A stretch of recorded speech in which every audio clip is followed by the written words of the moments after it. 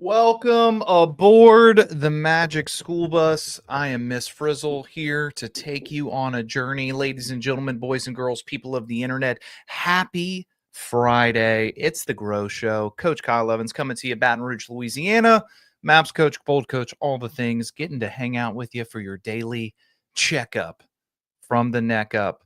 This week, we've been talking about time. This week, we have zoomed in. We have zoomed out. We looked at the short horizon. We looked at how to win the day. We looked at the medium horizon, how to sprint a quarter. We've studied the year. We've studied the decade. But as you know, as well as I do, life ain't lived one horizon at a time. I wish it was that simple, but it's not. It's all four, man. It's all four at once. Every decision we make today ripples through our quarter. It ripples through our year. It shows up in the decade. The art of mastery is collapsing the horizons, holding the short and the long in tension, and making decisions today that serve all of the horizons at once. Easier said than done. And yet, I think if you tune in and play along for the next 18, 20 minutes, you'll see that it is possible. Let me take you way back to the 7th century BC. The Great Wall of China. It expanded through the Ming Dynasty. Each day, workers laid bricks, stones. That was their daily horizon, right? Each season, the sections were reviewed. They were reinforced. The quarterly horizon. Dynasties set annual building goals, and over decades, over centuries, the vision of an unbroken wall across thousands of miles was achieved. What's the lesson here, Jack? When your horizons align, even the thing that seems so abstract, so impossible, so far out there, when the horizons are aligned, impossible goals are achieved. I think in this day and age, we don't give ourselves that power, that ability, that forthright vision into the future because we get so caught in the daily stuff, the busyness. I heard a study the other day, or a stat, that said that now people work more than peasants in the Middle Ages. Like, wow. And you think, why do we have a problem looking at the future? Why do we have a problem understanding where we're going? Because we're so busy. We're so busy. And it's not always the good busyness. Sometimes it's the soul-sucking busy. Sometimes it's the busy that leads us to exhaustion. And I'm not just talking about physical exhaustion. You guys know what I'm talking about. I'm talking about an exhaustion in your bones, in your soul, in your mind, in your heart. It's because we're out of alignment. It's because the things that we're doing in the day and the quarter aren't aligning to where we're going in the year. It's not aligning to the vision of our life for a decade. And if you're anything like myself, maybe your vision for the decade isn't super clear right now. It's going to be up to us to figure that out so we can live all of these horizons at once, because we know that's how life operates. Every single day, we're taking steps. Are we going in the right direction? The reason this is troublesome is because our own psychology, goals and systems theory. People often fail because our short-term and our long-term goals conflict. Our short-term and our long-term goals conflict. Said another way, our short-term comfort outweighs our long-term goals. Prospecting versus procrastination, eating the dessert or sticking to the diet. When horizons aren't integrated, tension kills progress. And we are looking for progress, not perfection. But most of us are stuck in analysis paralysis on the same dadgum hamster wheel every single day because our short-term and our long-term goals are in misalignment. That is what is so important about the episode today. We've got to figure out how to be living all of these things at once. If you only think about today's calls or today's tasks, you're going to eventually burn out. If you only dream in decade long fancy, you're going to starve.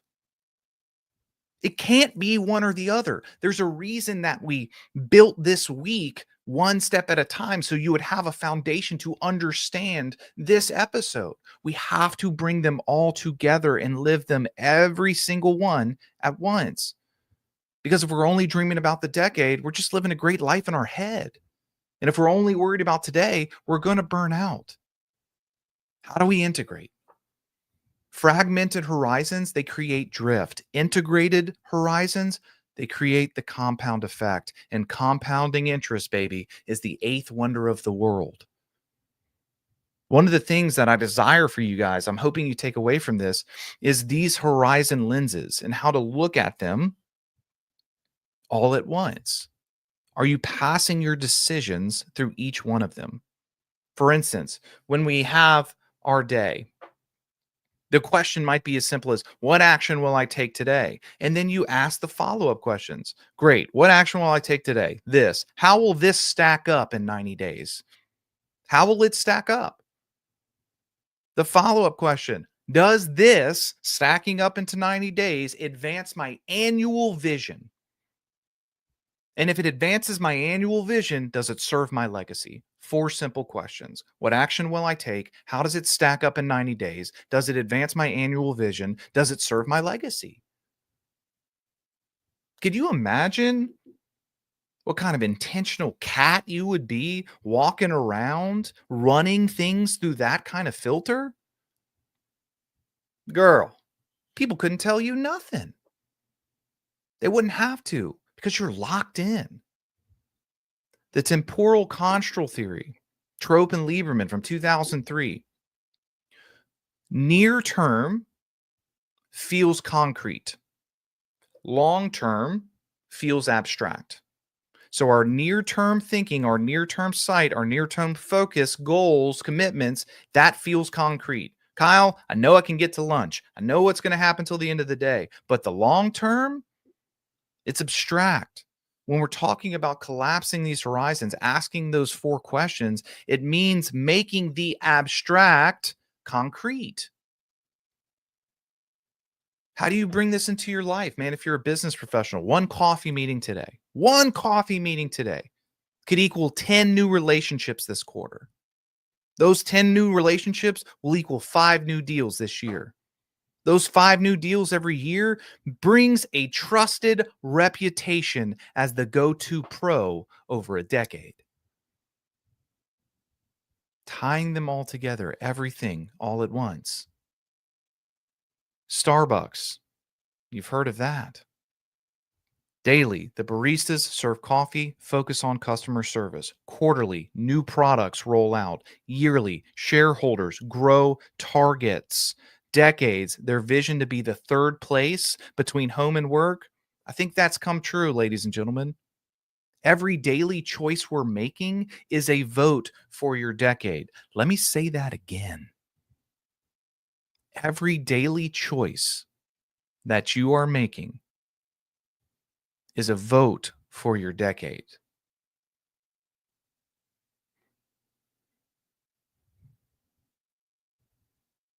Are we bringing that kind of weight?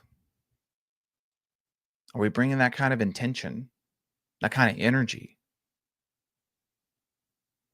Maybe. Are we bringing that kind of joy to the things that are hard? Because we know that each day I'm getting closer to that decade. Each day I'm getting closer to that dream. What if that was the framework in your mind? This is how we can balance horizons without the burnout. Olympic athletes, ladies and gentlemen, they know today's workout isn't about today. It's about qualifying for nationals. It's about the championships in 4 years and potentially an Olympic medal a decade in the making. They're living all their horizons at once. Usain Bolt, one of the fastest mans in history, has a great line. He's like, dude, I trained 10 years to run 10 seconds. trained 10 years to run 10 seconds. How are you living your horizons today? If we think about where we can get this wrong, we got to understand how our brain is processing this. Cognitive load theory is one of the ways. So, the best way to describe this is the brain has limited working memory. Some of you are like, yeah, oh, I know that. If we overload it, our performance collapses.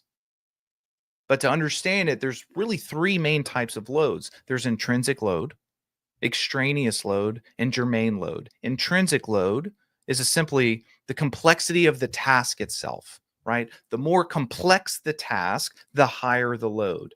Let's say learning contract law, all right? Pretty intrinsically tough thing to do. Calculus, simple addition, not so much. That's the intrinsic load, the complexity of the task itself. Putting together IKEA furniture, super high. The extraneous load, it's distractions that don't aid in learning. So your notifications, your emails, people coming to bother you, all the things going on. What is the stressor? What is the load from the outside world? The extraneous load. What are your distractions looking like? The germane load is the mental work that strengthens knowledge and skill. So, this is the work that's actually building the muscle. Why it matters. All three of these loads need to be in check because, again, if we overload it, the results suffer. Can you think of a time that you were working on a super intrinsically high task, a high complex task, and you had nothing but distractions? How did that go, Jack? Not very well. If you try to hold 20 competing priorities, you choke. We need to collapse this. We need to choose one core outcome per horizon. For the day, what's the most important task? For the quarter, what's the one core sprint that we're making? For the year, what's the one defining goal? For the decade, what is my pursuit of legacy? Mastery is not about doing everything. You've heard this statement a million times. Jack of all trades, master of none. Mastery, it's aligning the right thing in each horizon and releasing the rest. Let it go and let it flow, ladies and gentlemen, boys and girls. Happy Friday to you. I'm talking to you now. What about the practice? Kyle, all this sounds good. This is nice theory. Can you prove it? Maybe. Have you heard about a story about a young man named Nelson Mandela? Imprisoned for 27 years in South Africa, much of it on Robben Island. His cell was 8x7. That's like a closet for some of you. He was forced to break rocks by day and slept on a floor by night. Pretty tough background, pretty tough environment. And yet, his daily horizon, he survived each day through routines, habits, rituals, exercises, reading, studying the law, working on his mind. His yearly horizon, he educated young prisoners. He built leadership capacity. He was working on himself and working on others all at the same time. His decade horizon, ladies and gentlemen, I said 27 years, not 10. This is multiple decades.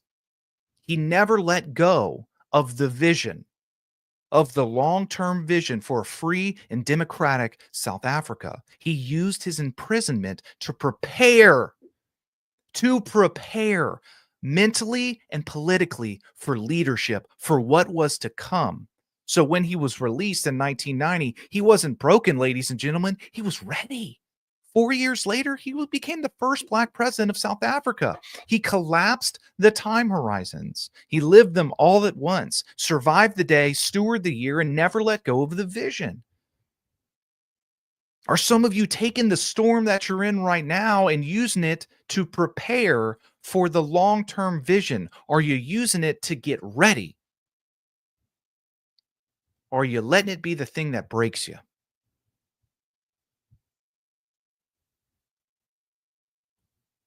You thought I had jazz hands for you today. I do not. I need you guys to think about this. Like, really put your soul and your heart in this. I don't know what you believe in, spiritually or religiously. An easy question for this: if God, Jesus, the universe, whatever you believe in, were to grant you everything you prayed for yesterday, what would your life look like? If everything you prayed for yesterday, if everything you prayed for was granted, what would your life look like? The reason I say that is I don't think we're thinking big enough. I don't think we're praying big enough. I don't think we're meditating on the horizon. Like when that question was asked, I really did an accounting. I was like, oh, okay, traffic wouldn't have been bad. It wouldn't have rained. One contract would have gone through. It wasn't my kid's future spouse is preparing mentally, emotionally, spiritually, physically for the life to come. That's a thought. It wasn't of all the lives that I'll be able to touch in 10 years. It wasn't make me stronger so I can bear this weight better. It was please take some of the weight off. If everything you prayed for was granted, what would your life look like? That's a great way for you to do a check onto what lens you're constantly looking through.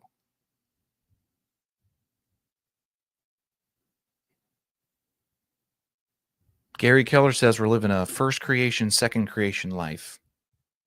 What happens on the inside happens on the outside. We think, then we act. What are you thinking about? What are you praying for? Where's your mental load at? Are you in alignment?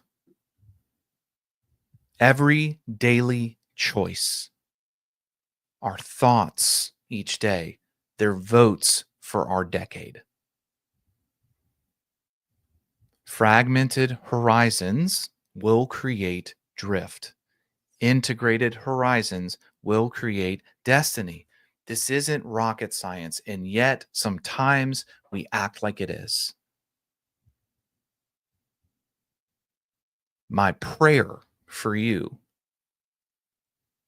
is that you will find a way, that you will find some wisdom, some nuggets in this week of work to live all of these horizons at once, to keep your eye on the day, the quarter, the year, the decade. So you know where you're going and why. And you're making the daily choice to bring that vision into reality. Do not confuse urgency with importance. Make sure today is serving that decade vision. Mandela didn't just survive prison, ladies and gentlemen. He prepared for presidency. Are you preparing today? Are you preparing tomorrow? Are you preparing? Are you doing the work? Are you facing the storm with joy, knowing what's to come? Or are you letting it beat you against the rocks? No judgment here, simply awareness question. The beauty of storms is they wash away everything that's not stable, but they also reveal what is. Ladies and gentlemen, boys and girls, people of the internet, I love you. I mean it. Happy Friday. I trust this idea this week of time horizons has been helpful. Let's go put it into practice. Myself, I'm putting it into practice this weekend. I'm going to spend at least a couple hours thinking, meditating, and preparing for what that decade vision actually looks like. I trust you'll do the same. I'll see you bright and early Monday morning on Grow.